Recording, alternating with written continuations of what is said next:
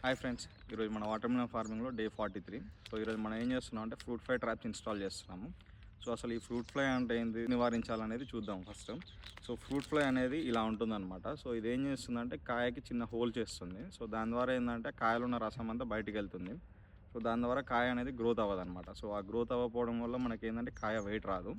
And in case అది ఒకవేళ మంచిగా వెయిట్ వచ్చినా కానీ షేప్ అనేది మంచిగా ఉండదు అనమాట. సో దాని ద్వారా మనం లాస్ వస్తుంది.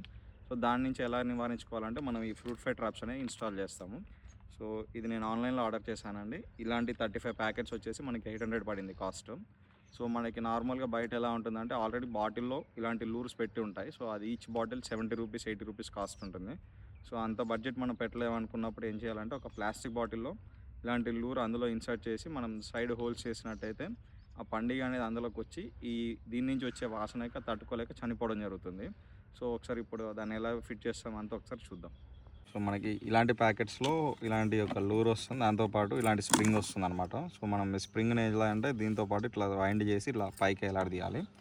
సో తర్వాత ఏంటంటే మనం ఇలాంటి బాటిల్ తీసుకొని మన వేస్ట్ బాటిల్స్ దీనికి ఒక 4 హోల్స్ చేయాలన్నమాట. ఈ పైన 4 హోల్స్ చేసి ఈ లూర్ అనేది ఇందులో ఇన్సర్ట్ చేయాలన్నమాట. ఇలా ఇన్సర్ట్ చేసినట్టయితే ఇలా ఇలా హ్యాంగ్ అవుతూ ఉంటుంది. సో ఇప్పుడు ఏమవుతుందంటే ఇందులో నుంచి హోల్స్ నుంచి స్మెల్ బయటికి వెళ్తూ ఉంటుంది. సో ఆ పండుగలు అనేవి ఏమవుతాయంటే ఇక్కడ నుంచి ఇందులోకి వెళ్ళి ఇందులో స్మెల్ అందులోనే ఉండిపోయి ఆ కెమికల్ స్మెల్ కలిసేసి చనిపోయి ఇక కింద మనకు పడతా ఉంటాయి అనమాట. సో ఏం చేయాలంటే ఒక కర్ర తీసుకొని కర్రకి ఒక తాడు కట్టి ఇది అక్కడక్కడ మనం ఇన్స్టాల్ చేద్దాము. సో నెక్స్ట్ ఇలా లూర్ పెట్టేసి మనము ఒక కర్రకి ఇట్లా తాడుతోటి కడతాం అనమాట. సో ఇప్పుడు ఇది ఎలా అంటే డైరెక్ట్ ఇలాంటిది ఒకటి తీసుకొని ఎక్కడైనా ఒక దగ్గర ఇలా ఇన్స్టాల్ చేసినట్టయితే ఇది ఏమవుతుందంటే ఇక్కడ నుంచి స్మెల్ అనేది బయటికి వెళ్తూ ఉంటుంది.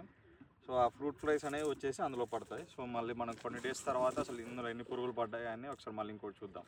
సో ఇప్పుడు మొత్తం మన దగ్గర ఒక 35 ఉన్నాయి. సో మొత్తం 4 acresలో అక్కడక్కడ ఒక్కొక్కటి పెట్టుకుంటూ వెళ్దాం.